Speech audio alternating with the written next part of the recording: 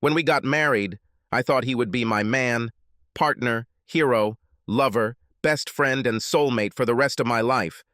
I was always convinced that I would be a loving and devoted wife, faithful to my man in everything, never even looking at anyone else, let alone breaking my vows and ruining my marriage. When I first saw him, we had been married for 8 years and were thinking about adding to our family. At first, I didn't pay much attention to him, but there was something about him, something mysterious, obscene and calculating in those gazes of his that I caught on myself. However, I knew that I would easily put it out of my head and ignore how he undresses me with his eyes every time. I was sure my husband was overreacting, making a big deal of it when he warned me to be careful with this predator, a man known for stealing other people's wives and betting them as his trophies.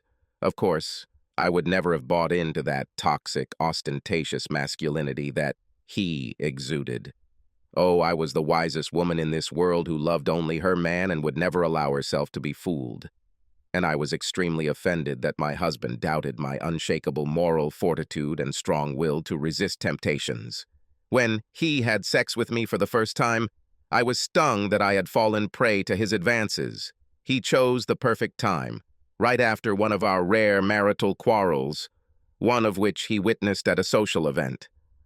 Hubby was out of town the next day on business for a week, and I was still seething with rage when this experienced hunter stopped by for a visit just to talk and be friendly.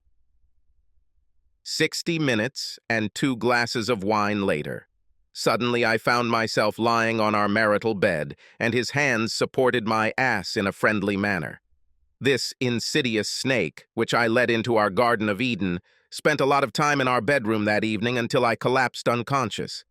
After he left, I swore that it would never happen again, and I was sure in his iron self-discipline.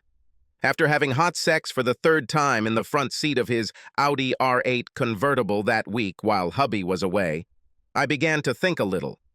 Once again, I decisively muttered to him that I had enough. I didn't understand what came over me or why I was such a fool that I succumbed to his attempts. However, I knew for sure that my main man would be home tomorrow, and I was going to immediately end this violent sexual relationship.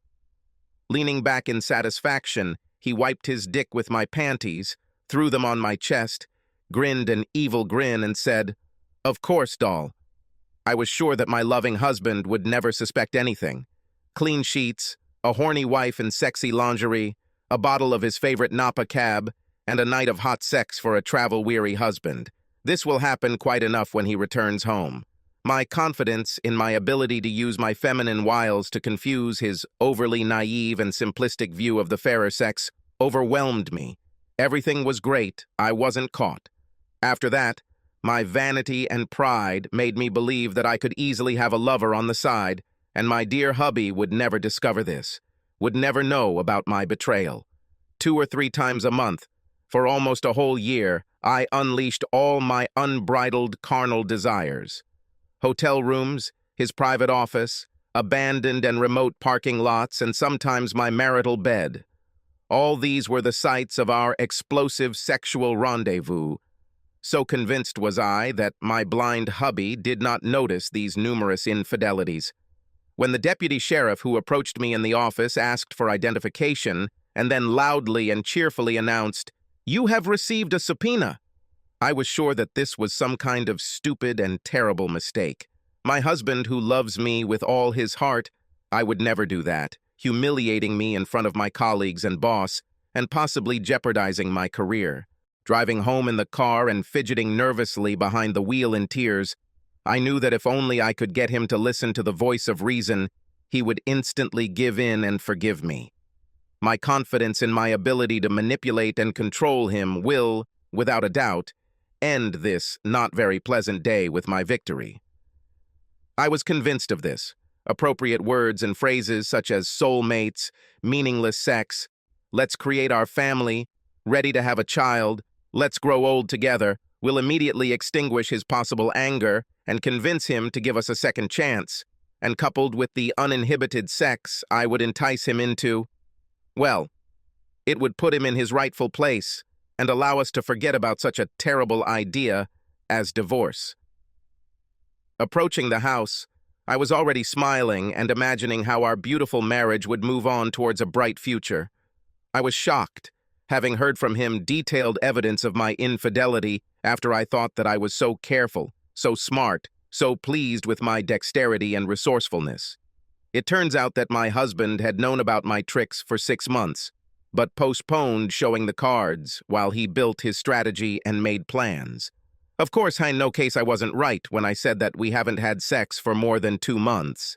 He said it was because he couldn't bear the thought of touching me while I was giving myself to the man he had warned me about.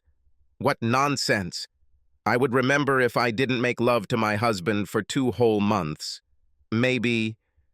And of course, I passionately argued to my husband that no lover could persuade me to abandon my vows to be a faithful wife to my loving husband.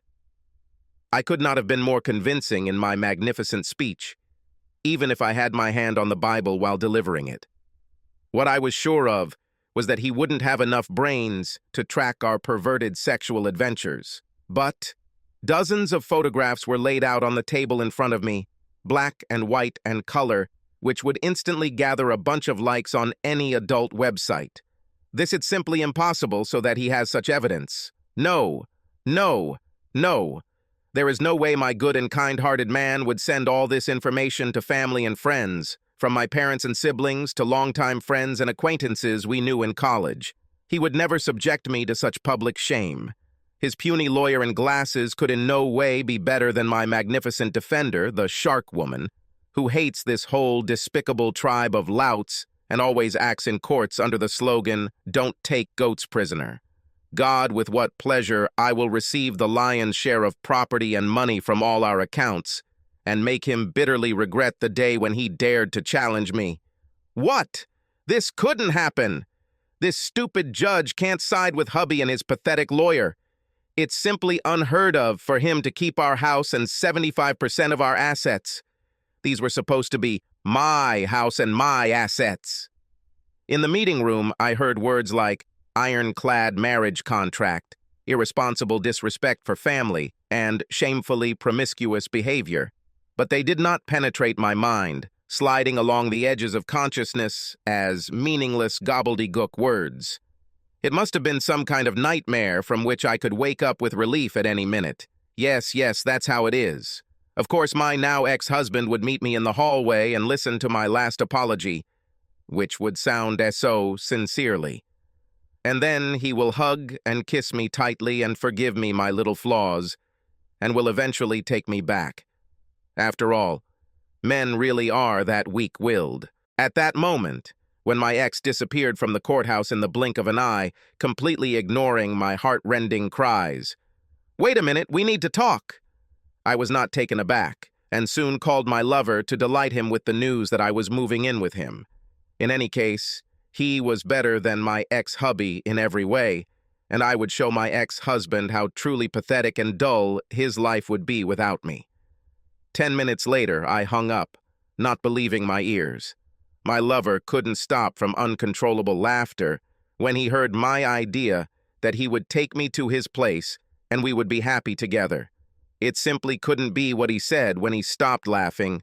"Baby, it was so much fun hanging out with you while this was going on, but, I'm not into secondhand junk." 1. I couldn't be alone.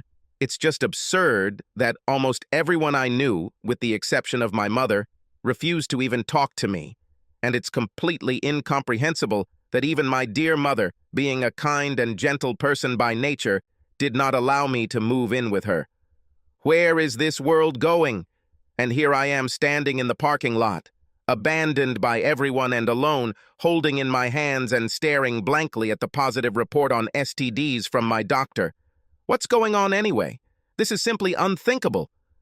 Looking back, I suddenly thought that maybe made an error. Would you like to understand which one, where, and when? Subscribe to our channel so that your second chaff doesn't cheat on you, and go ahead and listen to the next story, because this story is nothing compared to the next one. If you're under 18, don't even think about listening to the next one.